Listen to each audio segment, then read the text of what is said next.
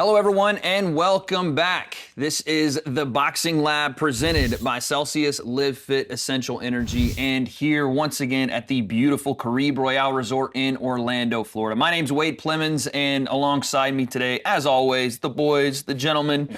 We're back in a familiar place. Mike Leonardi, Director of Boxing here at MVP, and the Managing Director of the Caribe Royale Resort and President of Box Lab Promotions, Amari Piedra. Gentlemen. Thank you. It's good to see you guys again. I'm just getting off the plane. I've been, it feels like across the country, across the world, and for good reason. We've had some amazing boxing events. We'll get to those in a little bit, but I want to start by talking about the big announcement at MVP. Jake Paul returns versus Julio Cesar Chavez Jr. And Mike, you had a big part in putting this on. Talk to me about this moment and what this fight means for Jake and everybody at MVP. Yeah, I mean, huge opportunity for Jake. Big step up in professional boxing experience. Granted, Tyson had even more experience, but closer to his prime, and, world champion, second world champion in a row, former world champion for Jake to take on. Cruiserweight, if you see them side by side, they're very close in physical stature and that. Obviously, Julio's got a lot more experience. Great fight. It's going to be a massive event. Anaheim, Honda Center. It's going to sell out. It's going to be great. Finally, you guys come to my backyard, right? I'm in Orange County. I'm flying to Puerto Rico, flying here. Finally, back in Anaheim. Now, this feels like you're checking a lot of boxes with this fight, and I think that's probably something that Jake wants to do, right? He always hears what people say about opponents and everything else. Sure. Like you said, cruiserweight, closer to prime, former world champion. All of those things, I assume, were pretty important to him. Yeah, absolutely. And I think most important is it's a guy that comes to fight. Yeah. Julio is never in boring fights. Yeah. He's pressure, he's volume, he's a puncher, hit and get hit. He's got a granite chin. It's going to be a fun one. Maury, what do you think about the fight? I think it's his toughest opponent to date, like Mike said. I mean, there's no doubt about it. Somebody with a lot of experience, closer in age. I think it's going to be a tremendous step up for him. And I think this is going to show people where he is actually in his career. Yeah, I think it's another fight to gauge, right? And again, to build. I think people do forget that Jake didn't have an amateur career. Mm-hmm. So you're starting to see him slowly ramp that competition up. Talk to me about the card in general, though, because that's a blockbuster fight in its own right, but you have some blockbuster fights on the undercard as well.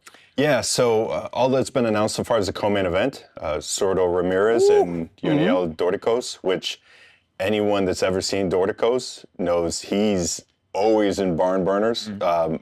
Knock me out before I knock you out, sort of thing. Sordo Ramirez, obviously a top operator, multi-division world champion, 2 world titles on the line. It's a tremendous fight. Yeah. Really excited about that one.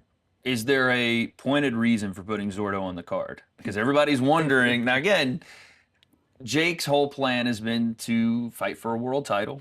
A lot of people don't think he's there yet. Obviously, he looks to try to move toward that. Was there a point in putting a world champion in his weight class on the card? I mean, look, it's putting a cruiserweight world title fight underneath Jake. I think, I think there's something to that. But he's got a tough test in JC Jr. first. Yeah. Amari, what do you think about that co-main event? Yeah, listen, for Jake, I think it's one step at a time still, but I think that co-main event's going to be electric. I mean, I know Yuniel Dorticos, and he's going to go for it, and Ramirez can crack too. So I think it's going to be an exciting, entertaining fight. Yeah, we'll be paying attention to that one in Anaheim, Honda Center. Honda Center, baby. We'll be there. Another blockbuster event that MVP is going to be putting on. 13 days apart, man. I'm telling you, back to back. And you're going cross country here. Amanda Serrano returns versus Katie Taylor, the trilogy bout in MSG, New York City.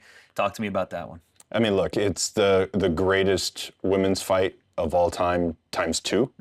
It's a return to MSG, where we hosted the first one. It's already sold $2 million worth of tickets. I mean, almost to a man. Anyone that was there at the first fight tells me it was the most electric crowd they've ever witnessed and ever been a part of. So, look, I mean, it can't miss, right? I mean, there's not too many sure things in boxing. This is a sure thing. I mean, this is a barn burner of a trilogy fight. Amari, when they get together, it's like they're allergic to having a bad fight. Right, exactly. It's insane. Look, you know, we know what the outcomes of the first two were. Yeah. Whether you disagree or agree, I disagree, by the way, with the outcome of the first two. But I think doing this trilogy is just what makes sense. And I don't think there's a bigger event in women's boxing that can be put on. And frankly, it's one of the biggest events that can be put on in boxing, period. Yeah. So, And not only the main event, look, world title fights top to bottom on the main card, Yeah. world title fight on the prelims. I mean, it's the pinnacle of women's boxing, right? It's going to show on a massive, massive platform. Netflix doesn't get any bigger than that from a platform perspective, obviously. I think we're going to be able to show just how far women's boxing's come, and kind of let people know that, you know, there's still some boxing fans that need to convert to fully appreciate women's boxing, but I think this is going to be the first, or this is going to be the perfect event to show them why they need to. You're talking about, you know, the pinnacle of women's boxing. MVP, especially in the last, I would say, year, maybe last even 6 to 7 months, taking a hop, skip, and a bound to really grab up talent in the women's boxing, and I think become the leader. I mean, that's pretty easy to see at this point in women's boxing. Talk to the mindset behind that, because, you know, it feels like every week we're getting an announcement of brand new talent on the women's boxing side. Well, look, it's a couple of things. One, it's Jake and Nikisa are very committed to uplifting women in sports. That's kind of first and foremost. That's one of our core values. Another thing is, I think there's a big tailwind behind women's sports in general, and not just boxing, basketball, soccer, you know, et cetera. There's more interest now in women's sports than ever before. So it's that being our foundation, recognizing that. For me, from a traditional boxing standpoint, people don't realize women's boxing has only been in the Olympics, or they forget already, since 2012. So we have 12, 16, 20, 24. There's been 4 Olympic cycles. So every 4 or 5 years, the talent in women's boxing is growing dramatically. For sure. You know, it's only been legal in the United States for 30 years. You're not old enough. Amari and I are. When they throw, you know, a friend of mine now, Christy Martin, the coal miner's daughter, they throw on Mike Tyson's undercard, and it was like, it was a bit of a novelty at the time. Christy, tremendous fighter, always in phenomenal fights, but it was a little bit of a novelty. yeah. And we're still in the very early innings of women's boxing, but it's definitely building. Yeah. Still building. There's a long way to go, but it's still building. So it's us kind of recognizing, kind of having these core values, recognizing the trend, seeing where it's going, and seeing where the talent is. So I think 7-Eleven is going to show the world just how high that talent level is now. Yeah. Yeah. I think you made a great point. It's not just women's boxing; it's women's sports in general, and boxing is just following the trend of what's going on. Basketball, the Orlando Pride won the women's soccer league, so a lot of excitement here in Orlando around that. You know, again, the same thing. Basketball with the WNBA. I think it continues to grow, so it's a natural extension for boxing, female boxing, to grow along with the other sports. Yeah, it's going to be an awesome event. I think everybody's excited about it. You just, again, you mentioned Amanda Serrano, you mentioned Katie Taylor, and people just get juiced, man. It's going to be a good one. But speaking of, you know, events that have gone on and have been historic in the last week here, boxing has had a surge of promotion, and then maybe, you know, some of the fights, not so much. But we were in New York, or at least I was, this last week, and I want to get your gentlemen's thoughts. You know what, before we go to New York, I can't leave this one out because it was probably one of the best fights I've ever seen live. How about in the UK in front of 65,000 in Tottenham? Chris Eubank Jr., Conor Benn. You guys obviously saw the fight. What'd you think? Look, it reminded me watching it of, you'll appreciate this, an old college football adage. Anything goes in a rivalry game, right? Man. Yes. If it's Michigan, Ohio State, anything. Forget the records. It doesn't matter the records. Rankings are out of the window. Anything goes. It's a gutter war, man. That was Benn and Eubank to me, because it was, you know, looking, there's size differential, there's an age differential, frankly, there's an experience differential. Throw it all out. It was a rivalry fight. It was a rivalry that's been building since before those guys were born. I mean, and it showed, man. What a tremendous fight. What a tremendous fight. What a tremendous event for British boxing. Yeah, what a tremendous atmosphere. I mean, that was a great atmosphere. And that's exactly what you want to create. I mean, it was electric from the get-go, and it was just fantastic for British boxing, as you said. one of the moments of the year will be Chris Eubank Sr. stepping out of that cab and the incredible just power that, I don't know, it felt like the roof, there was no roof on Tottenham Stadium, but it felt like if there was, it would have come off because the people went nuts. No one thought he'd be there, and then of course he was. But we go from that event to, you know, Times Square, the big three, as it was called. Flows. Right? The ebbs and flows. Ebbs and flows. Listen, you know, promotion-wise, amazing. We really tried, and I say we because, you know, I was there. We tried to build what was already built. You know, people knew Ryan Garcia's on a card, Devin Haney's on a card, Teofimo Lopez is on a card. That's must-see TV.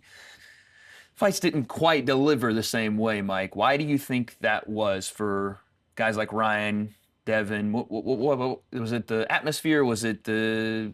I don't know. What was it? It reminded me of a pandemic show where, don't get me wrong, there was some, and I was a part of some pandemic events, managing fighters of both Golden Boy and Top Rank, and some fights caught fire, a lot of them didn't, and there's definitely something. People always say this about, I forget what they call it now, but the Home Depot Center, they used to call it in LA. Yeah. The outdoor tennis arena, the smaller one, not the football stadium or soccer stadium. And they would say, no matter what, whoever you put in the ring, in that ring, it's going to be a barn burner. Yeah. And there was something to that, something that we can't quite put our finger on as fans or industry folk. But you know, if you put people in that venue, they go to war. Yeah. This was the opposite effect. Yeah. Now, some of it to me was the matchups. They didn't help. You know, if you put Inoue and Cardinis in that setting, Forget it. They probably They're still gonna go go. to. It's a barn burner. It still doesn't go to matter, war. man. Yeah. But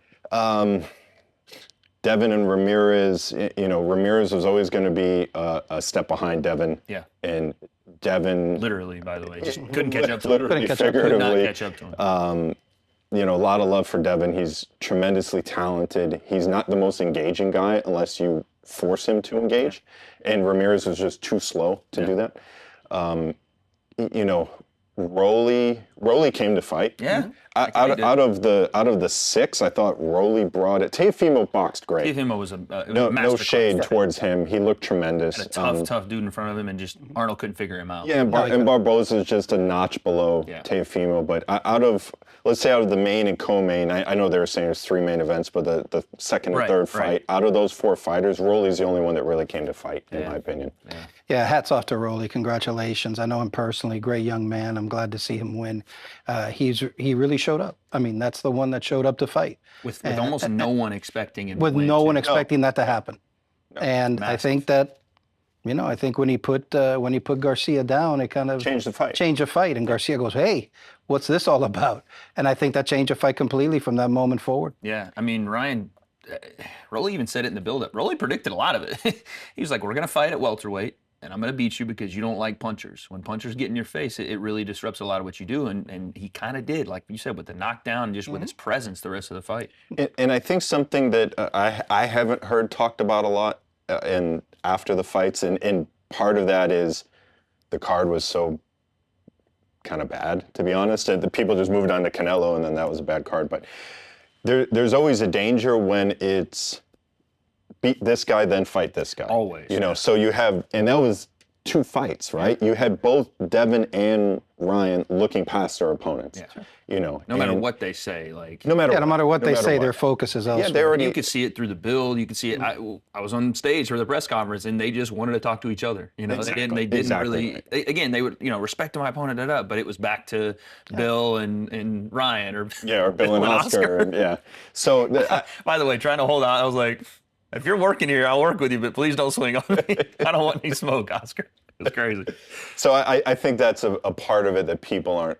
Yeah. No, that's for sure a big part of it. And you could say the same thing about, you know, the fight the next day with Canelo Alvarez. Sure. You know, in Riyadh and his first time over there, and William Skull, who I don't think many people knew much about. And if you did know, apparently the way he fought is the way he fights. You know, Devin Haney-esque, very much lateral movement around the outside. But another fight where it was like, is Canelo looking forward to what's coming next? You know, and we all kind of knew what was coming next, but it wasn't, you know, official. What'd you guys think about that one? Canelo couldn't catch up to him either, couldn't cut off the ring. I mean, that was, you know, what definitely wasn't his best performance. Right. Skull does what he does, right? But again, Canelo couldn't cut off the ring. Yeah. Just couldn't do it. And Skull, I think he thought he was winning. I think the corner thought they were winning the way they were acting. He was like fist Yeah, the pumping, way they going were back acting, they thought they were winning. And it's like, if you don't engage a little bit more, you're just falling further behind. Yeah. And then, I think Canelo just wasn't at, or I shouldn't say this, but maybe I will. Is he starting to show signs of his age now that he couldn't cut him off? That's fair. That he couldn't cut him off. Something that may not have happened 5-6 years ago. He could have cut him off, but it just, as Mike said earlier, just didn't make for the best fight. Yeah. And styles make fights, and doesn't matter the money thrown at them. It's just, if you don't have the right matchup, you don't have the right matchup. But hey, they were caught in a mandatory situation. Yeah. So it is what it is. Well, and I think there's two things I thought of. One of which you just alluded to, but you and I have talked about on this show, on other and other forums, about old school Cuban boxing versus new school Cuban boxing. Skull is very much remind me of the old school Cuban boxing, and I say that in two ways. One is they love to slow the pace down. They love to control the pace. They love to control the distance. They do everything, little foot feints and timing gimmicks to bring the pace of the fight as slow as possible, right? Which is not great for pro boxing. It's not great for the Great audience. for amateur boxing. Very amateur friendly style. Very amateur. Yeah. And so not only was he doing that, then, I mean, if you look at the punch stats, like, the fight was very competitive. I think he had that amateur scoring style in his mind. He said, well, if I can touch him with a jab and make him miss and move, I'm winning. I'm winning. I'm winning. So it made for a dreadful fight. For a pay-per-view main event, I mean, it was just dreadful. Across the board, everybody. I didn't want to bring that up, being of Cuban descent myself, and we represent several Cuban fighters, but you look at Daniel Perot, you look at Yoenis Stelis, you look at Yoelvis Gomez, you look at some, they don't fight that way. No, the new school. The new school, I mean, they come right at you. Yeah. They don't fight that way. Yeah. So, I'm watching this and I'm going, this is going back, 15, 20 years of what people thought of the Cuban style of boxing, which was still that amateur style of boxing. Yeah. So, again, I thought they thought they were winning. I don't know how, but it is what it is. Yeah, it was a frustrating weekend, but then, the savior to the rescue, Naoya Inoue, last night as we're recording this, what a performance, what a fight. How about his opponent? Coming in, apparently, Cardinis, it was said on the broadcast, he was an Uber driver in 2023. And I love that nothing to lose mentality. Comes in against, probably a number 1, 2, or 3 pound for pound guy in the world, and sticks a left hook on Inoue, who is, supposed to be the power puncher, the monster, and puts him down. And then you see a little bit of heart, a little bit of grit, and some moxie out of a guy like Inoue, who we didn't see out of, no offense to Canelo or to Ryan Garcia or to Devin Haney, but a guy that was like, you know what, I'm here to fight. I'm going to bring this. And again, matchups make everything, but both guys in there to fight. What did you guys think of that one? I want Amari to take it because he used to work with Cardinis. Ramon Cardinis was one of our first signings when we were in management instead of promotion. Go. So I had sent him notes leading up to the fight. Very proud of where he's gotten and where he's his performance last night was just magnificent. I mean, everybody underestimated him. Kid's got the heart of the Mexican warrior. Mm-hmm. He has got a textbook left hook that can put anybody down. So when he caught him with that left hook and he went down, not surprising in the least bit. Yeah. I think the worst thing that happened was it was only about 11 seconds, 10 seconds left in the round, and then the round ended, which gave Inoue a chance to recuperate. Yeah. But I thought it was a great fight. Again, Ramon, congratulations, heart of a true Mexican warrior. He's a great story behind him. His father, congratulate the whole family. Now, Inoue proved that he is a monster. For sure. And he came back, and the offensive arsenal was just amazing. Was just amazing. And you can see why he is where he is, and where he's in the top 2, 3 pound for pound best fighters in the world. Yeah. Tremendous fight, like everyone. Save the weekend, in my opinion. Save the weekend. Again, consensus, I think, across the board. Mm-hmm. It was kind of, and again, talk about fighting with some pressure. Maybe Inoue didn't care about any of that because I saw him in the locker room eating cake and just hanging out before he went out there. But the pressure of, hey man, we've had a couple of big events not go the right way here, or not go in the way of boxing fans wanted to see. So you really gotta, and he brought it, like you said, Amari, just offensive arsenal. The different style of jab, the regular, the up jab, breaking the guard, right hands. Then he goes to the liver with the volume. hook. I mean, it was just everything. Yeah. So fair play to him. But that's the weekend that was. Now let's look forward to the week that is, and especially right here at the Caribe Royale. Prospects 12. Let's talk about it. And Amari, I'll give you the floor because you got a main event that's a banger on your hands. First of all, it's amazing that it's Prospects 12. So 12 congrats to everybody. Yeah, come on. As on our way to 20 and beyond. Go. But really exciting. Daniel Perot, one of the top rising heavyweights in the world, against Navarro. It's going to be, what can I say about Daniel? We were just talking about William Scholl. Daniel's the opposite of that. It's seek and destroy, but with a good boxing IQ. Right, so a smart seek and destroy. He made a lot of for those that aren't familiar with him, he made a lot of the top prospect lists last year. He's up there. He's high, hot prospect. Still a baby in the heavyweight division. Yeah. 24 years old. Or did he just turn 25? No, 24. So he's still a baby in the heavyweight division. We just keep upping his level of opposition, which is not easy to find opponents for him. We keep upping his level of opposition, and he keeps proving us right that he's, his growth continues. So he's going to be defending his WBA Continental title this Friday. Tough opponent, Mexican guy. It's really going to come to fight as well. But we have the utmost confidence in Daniel and what the future holds for him. Yeah. So I'm watching some of these other heavyweight fights that are going on, and I'm saying, man, give us another year or two, and you'll see what'll be happening. So there's definitely going to be a transition in that division, and I think Daniel's if not the future, one of the future names in that division. Awesome. No, I love that. Mike, talk to me about some of the other marquee matchups on this card and things for people at home to watch, because that main event, obviously everybody's going to have their eyes glued on that, but who else is a standout on the card? So look, on the main card, I think the other three fights are 50-50. Yeah. So we have Corey Marksman, Taden Beltran, virtually identical records. We have one of Amari's guys, Kaipo Gallegos and Castaneda. 50-50, both 8-0-1, if I'm not mistaken, identical records. And then Nat Dove and Naeli Rodriguez, both undefeated in the opener. I mean, it's 6 fighters, all undefeated. I mean, all in their toughest fights to date. I mean, it's almost like can't miss. This is what it feels like every time I come back to Prospects, and it's why I love coming back to these shows, and it's why I think boxing is taking a turn, and it's happening quicker now. I think you could say the foundation being what we've done here at Prospects is putting the best against the best very early and seeing, okay, you got 4-0, this is what you did in the amateur ranks, let's see you do it against someone that's also at your same level, not against the guy that we found at the 7-Eleven and he says he boxed before. We want to see what you're doing against real competition. And again, card after card after card, you're getting these banger matchups. Is that one of the biggest, and it's a question for both of you guys, is that one of the biggest things you pride yourself on with the Prospect Series? I believe that the team takes more time putting the cards together and finding the right matchups that are competitive than on other series that tout themselves as Prospect Series.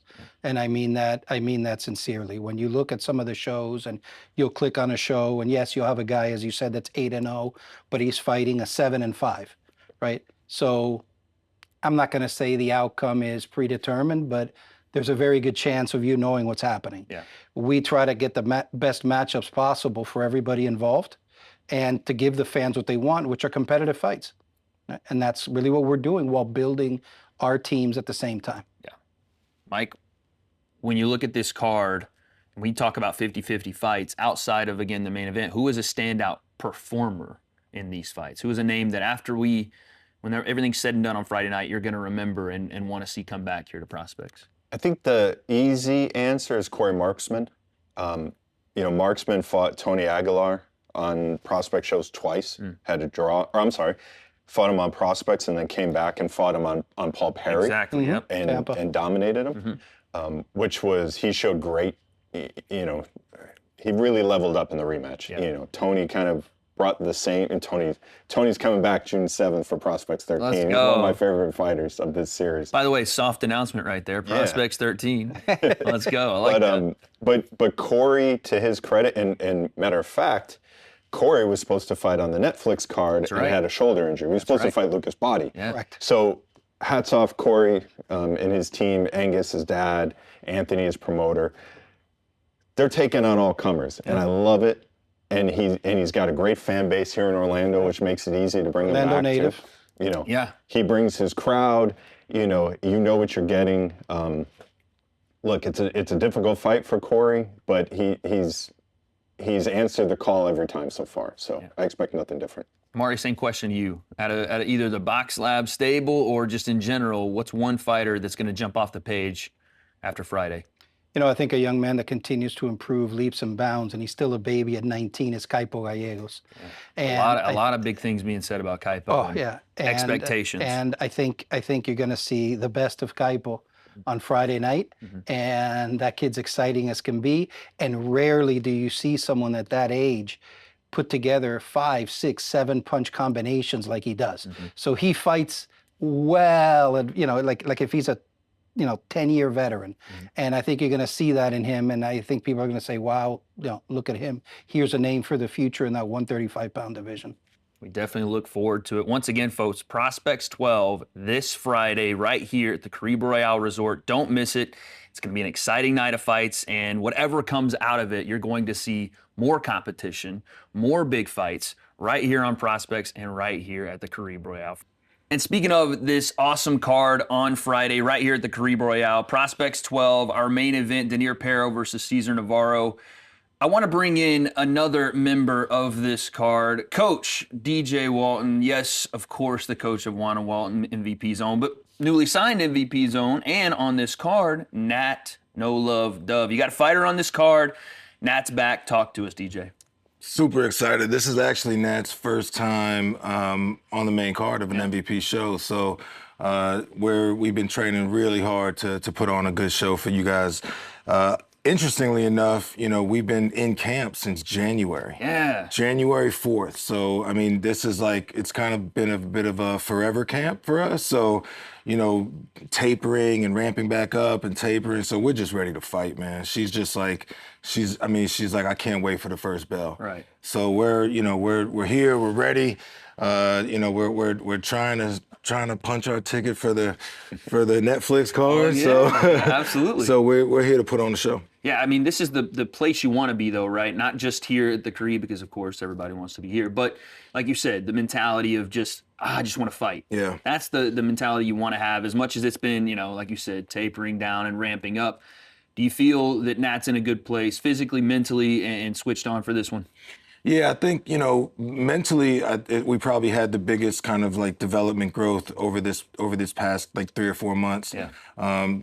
Being able to kind of stay ready and train at the level that we do. I mean, it's challenging. It's very taxing, as you know. So, I saw so much growth in her physically. I mean, we've probably sparred more rounds in this camp than we ever have, obviously, but.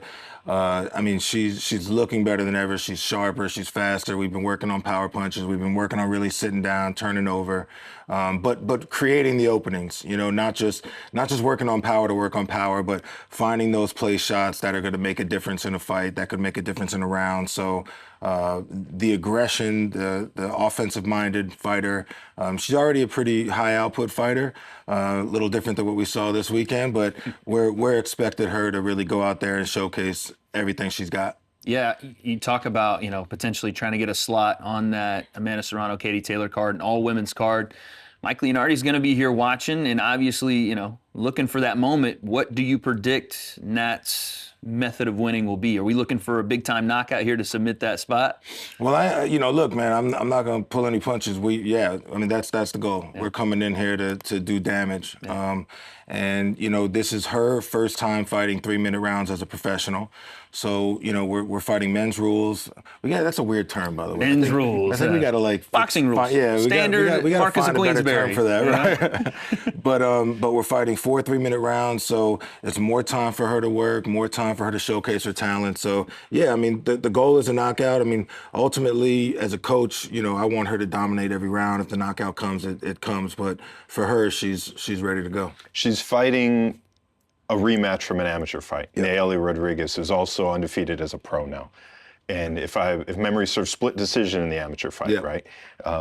How does that change things in your mind, if at all? Yeah, you know, the amateur, when they fought in the amateurs, it was a couple years ago. So, you know, so many things changed since then. You take the head guard off, you know, smaller gloves, different styles. We know she's a tough opponent. She's 4-0. She's a tough girl, and she can box. Like, you know, she got good hand speed. We've seen some of the videos. So for us, you know, the confidence. Nat is always confident. You know, one thing We know that. One thing one thing about No Love is that the confidence is never an issue. Yeah. So, you know, it's more about going in there and executing our game plan and not really worrying about what happened in those amateur days. But yeah, I mean, you know, anytime you have a win on somebody, you probably have a little bit of a psychological heads up going in there. Sure. Yeah, for sure. We're excited about that one, obviously, and we're looking for Nat to perform in a big way. You kind of alluded to it, a big fight card this Friday, and some big cards that we just got done with that maybe didn't deliver on that level. I know you were fired up beforehand. You wanted to talk some boxing, so give me your thoughts on the sport as of the last week. Some of the fights you liked, maybe some that you didn't. Well, I'm a positive guy, so I'll start with the positive. I thought Teofimo looked good. I thought very good. I thought he looked sharp. And you know, there were some, you know, and oddly enough, there were some mixed reviews even on his performance. I thought maybe the other two fights maybe brought down the card as a whole. People just don't give the credit to Arnold Barboza Jr. that he deserved. Not just for being 32-0, the guys he beat, you know, doing it the way he does it. He's an upset fighter. He walks into your backyard, he does it in front of your fans, and he takes your record with him, right? And that was what people potentially didn't know that he was coming to do to Teo in his backyard again, and Teofimo shut it down. Yeah, I agree. I mean, he looked amazing. I thought he looked, you know, we always want to get that explosive, dynamic Teofimo when you watch a Teo fight, and I thought he delivered that. You know, look, man, I don't think there's any, you know, nice way around it. The other two fights were just, you know, I mean, I obviously you can give some credit to Rolly, or a lot of credit to Rolly. I thought, you know, he came in there at least with the right mindset for sure. And you know, I thought Ryan was getting really good corner instruction. I thought, Wasn't processing and delivering. Wasn't able to execute. Shout out to Look, Derrick James. And yeah, I mean, almost textbook in between rounds from what I was, at least from what I was hearing. I was actually hoping they would keep the camera on him a little bit more. Yeah, just keep going back. We want to see this saga unfold. How much is he going to be able to give him advice, you know? But yeah, man, it's it for such a really opportunity for such a really cool event. It fell a little short, I thought, for the entertainment factor. I mean, what did you guys think watching? I think that's the consensus, is that, you know, you can lead a horse to water, you can't make him drink type of mentality, right? And it wasn't just in the New York card. You look at it in Riyadh with Canelo as well. Like, you can put on the best promotion, you can try to get as many eyes on a product as possible, but at the end of the day, fighters have to fight. Yeah. You know, and of course there's external circumstances that maybe we don't even know about, and it's easy for especially me to sit up here with my t-shirt on and my glasses, the big nerd I am, and say, well, you could have. But you know, at the end of the day, that's the sport. You have to go and fight. And I think a lot of, I mean, we could go for an hour on this. I could boil it down to mentality too, with some of fighters, especially on the American side, that look at you know, a boxing match versus a fight, and how do you approach fighting, right? We see some people like even Emiliano Vargas, who approaches it like it's a fight. Like, he's bringing hammers with him, and he's going to nail you to the canvas. And I don't know if, you know, the time off for Ryan, potentially some of the things psychologically going on with him. Devin, I think, is Devin Haney, you know, you are who we thought you were type of idea there. But yeah, man, I think there's a combination of things. And when you're being paid an exuberant amount of money, when you are, you know, in these awesome positions to really showcase your talents, and you go and you don't give it your full, I don't know, effort, or you just go to win a boxing match and not a fight, I think it's a disservice to the sport. Yeah, absolutely. I mean, I think there's a few things at play, and we talked about the atmosphere. I think played a role in that. One thing that I haven't heard talked about, and I don't know if this is public information, but my understanding is the fighters didn't have dressing rooms, so that they dressed off site, and hence the cars rolling up. Yeah. And the hotel, I mean, you were there, was what, a couple miles away? Yeah, it's a different, it looked like it was a completely different environment. And if you haven't, obviously no one had been prepared for that in any fight they'd ever done. Right. That has to be. Yeah, and I say that to say this, where it's like, maybe if you don't have a proper warm-up, yeah, and you know, not that it was an advantage to either fighter, but it's just both fighters are kind of going in there cold. Right. That could be part of it. Could play a role in kind of how the fight unfolds, sure. or doesn't really unfold. Yeah. I think part of the fight. Yeah. I think from my personal perspective for Teofimo, he's so hard to pin down, because on one instance you'll have the guy that fought Friday night. Yeah. You'll have the guy that beat Lomachenko in his prime, and then you'll have the guy that lost to George Kambosos and got, you know, probably should have lost to Sandor Martin, at least in my opinion, and struggled with Jermaine Ortiz. You know, so you have this kind of Janus-faced fighter where it's like you could get a top 10 pound for pound fighter, or you could get a very kind of run-of-the-mill guy. Obviously, we got the best version of Teofimo, and that was just too much for Barboza. On paper, that was the most competitive fight, and it ended up being completely one-sided. So I think there's a little bit of a letdown there. And then the next two fights were certainly a letdown. Did you guys see the stats about the lack of punches thrown and landed? Oh, yeah. It was like 3 of the top 5 in the history of boxing in one weekend. It was borderline embarrassing. And the thing that's interesting, and what I've, you know, as you study boxing, you start to realize, like, there is such a big gap between great fighters and really good fighters. And that gap, I think, happens on nights like Friday night. Yeah. The gap happens when you're at your worst. Can you find a way to win? Can you find a way to still, you know, execute your game plan? And you know, what we saw, I think with Ryan, and obviously there's no question, Ryan's a very talented fighter, but whether you don't have a dressing room, whether you don't have a good warm-up, all those factors that come in, there were guys on that card that came and showed up. Sure. So at the end of the day, Rolly showed up. Yeah, Rolly. The firemen and police officers showed up. Yeah, swinging and banging, baby. Come on, so Raven's first fight. I'll take that. At the end of the day, it's like, you know, they all amount, and not to sound insensitive, but they all ultimately it amounts to excuses, and nobody cares. Yeah, and nobody cares. Right. You know, it's like, you know, we talk about that stuff all the time. You know, but and then moving over to the next night, you know, Canelo was taking some heat this weekend, and you know, I'm not sure. Like, in current day, I can recall a fighter that ran that much.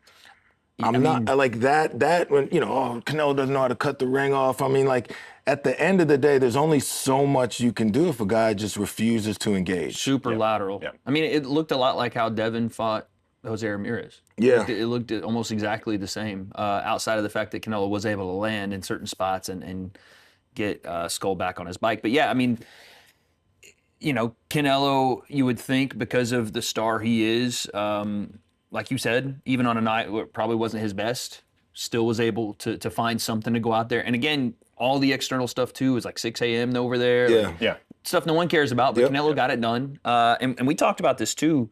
Maybe the idea of the big fight after the fight is potentially looming in guys like Canelo, Ryan, Devin's head as well, right? Like, you got to go do business. But that goes back to what you were saying earlier, and that was a really good point. We should underscore that. It's a mentality thing. Yeah. And, you know, there was a lot of talk, there was a lot of chatter in the boxing world over this weekend about these guys just feeling they're just too entitled now, that money is being thrown at them, whereas, you know, fighters in the 80s, 90s, obviously before that, had to really earn every dollar.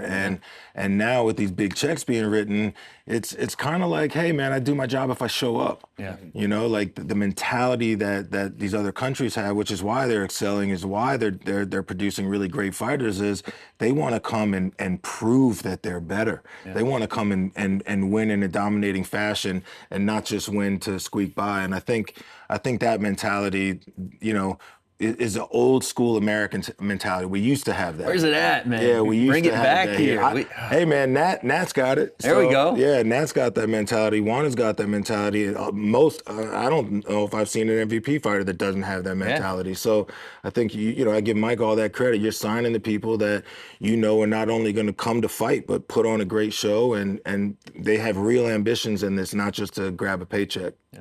Yeah, there's two sides of it also. I mean, obviously you want to win in advance, right? That's always the case. But especially when you're coming up, you have to give people a reason to watch you fight. For sure. And the fights this weekend or Friday, Saturday, at least the main fights didn't leave. Nobody's clamoring for any of those fights like, going okay, forward. I mean, we'll do it. Now, granted, I guess it's now official. Canelo and Terrence Crawford, yeah. I'm down to watch that. I was down to watch that before this fight, though. Sure. Right? Did that fight with William Skull do anything but, okay, Canelo, you're now undisputed once again. Cool. That's not even a selling point to me because I'm not a big fan of the 4-belt system. I'm sorry. Yeah. I'd rather see the I don't names. know very many people at all. It's like, okay, give me the names. Like, again, we talked about the UK card and Conor Benn and Chris Eubank Jr. There was no belt there. Yeah. No. All that was personal. And sure, they're getting paid a ton of money, but guess what? They took it personally. Legacy, personal. Legacy. That's what we're in for. Like, I'll remember that forever. I won't remember that Chris Eubank Jr. is an IBO world champion because who cares? Like, no offense to Chris, but I care about that, Yeah, So. and Amari alluded to this earlier. I think Canelo's a little bit past it. Yes. A lot of fights. Yeah. A lot of pro fights. 35 now, if I'm not mistaken. I think he's a little bit.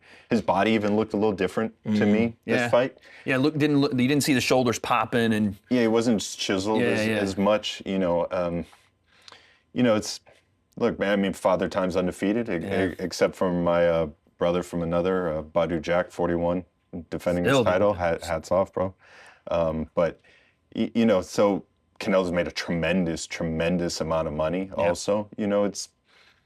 There's still the mystique there. So a friend of mine texted me early in the day Saturday, hey, bro, when's Canelo getting this guy out of there? I'm like, Canelo hasn't stopped somebody in years. It's been a while. He hasn't stopped somebody in years. Yeah. So, and it's natural. Obviously, everyone ages, but we're seeing that, I think, Canelo's not quite the Canelo of old. Of course. What does that mean for your way too early prediction of Bud and Canelo? I'll tell you this, they did that little face-off. Mm-hmm. They talk about Canelo being the bigger man. I may have sat down with Terrence Crawford as well. He's a big boy. Yeah. Big boy. Yeah. I think I saw a picture of him stepping on a scale. Granted, he's out of camp, whatever.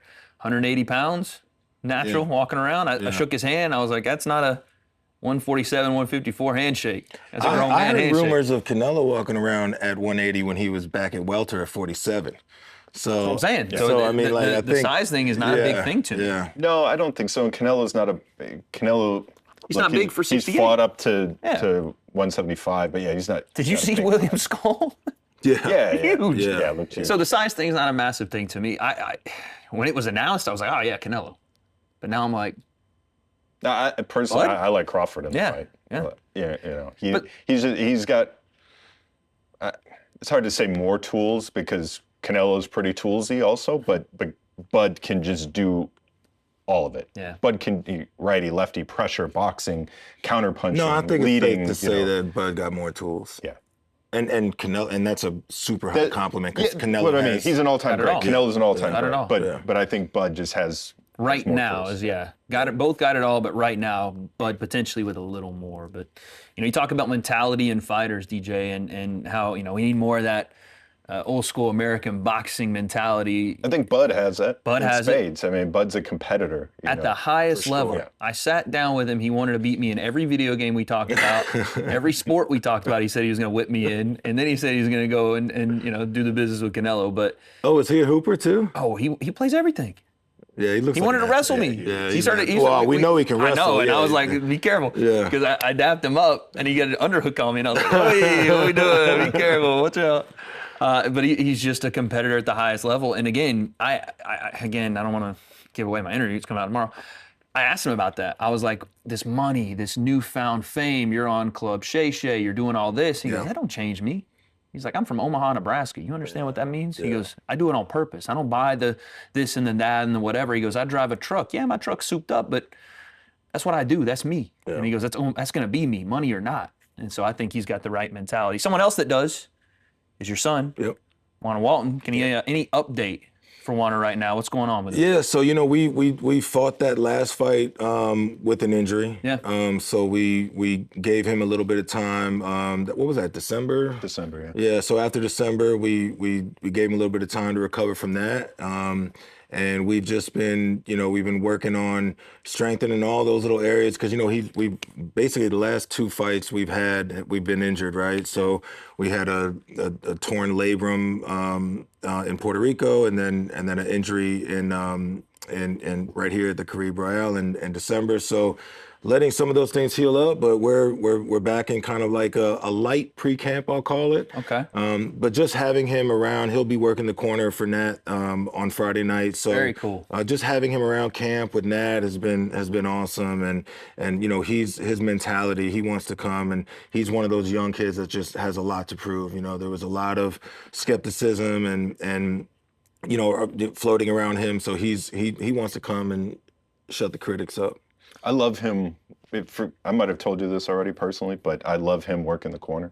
I'm a huge proponent of getting young fighters involved in the gym, and absolutely. I mean, I've seen Boots Ennis work corners, and during the pandemic, he'd come and do the bubble, and I just love that because it's different. You see different sides of it, right? 100%. This old proverb, when one teaches, two learn.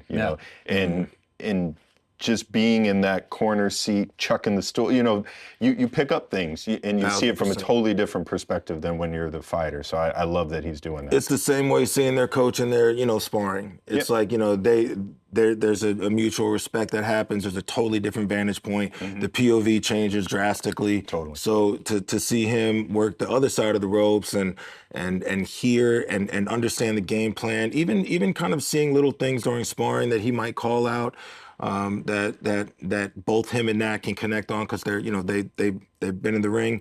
It's special, man, and it only draws the bond closer, brings the team closer, and to your point, gives another layer of understanding.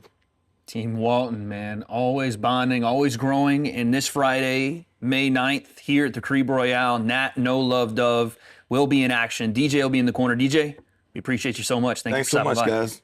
Well, gentlemen, we've covered a lot of the topics, in boxing past, present, and near future. Is there any final thoughts? Amari, I'll start with you that you want to get off your chest. Hey, I think for the fans out there that were watching this weekend, it was an up and down weekend, and we saw some names that are rising, saw some names that were interesting fights. We'll just leave it at that. I think on this show on Friday, you're going to see exactly what you're going to see, which is the next generation. This is the future of boxing that you're going to be seeing on Prospects this Friday. And I think it's extremely exciting. I think the top quality. Mike?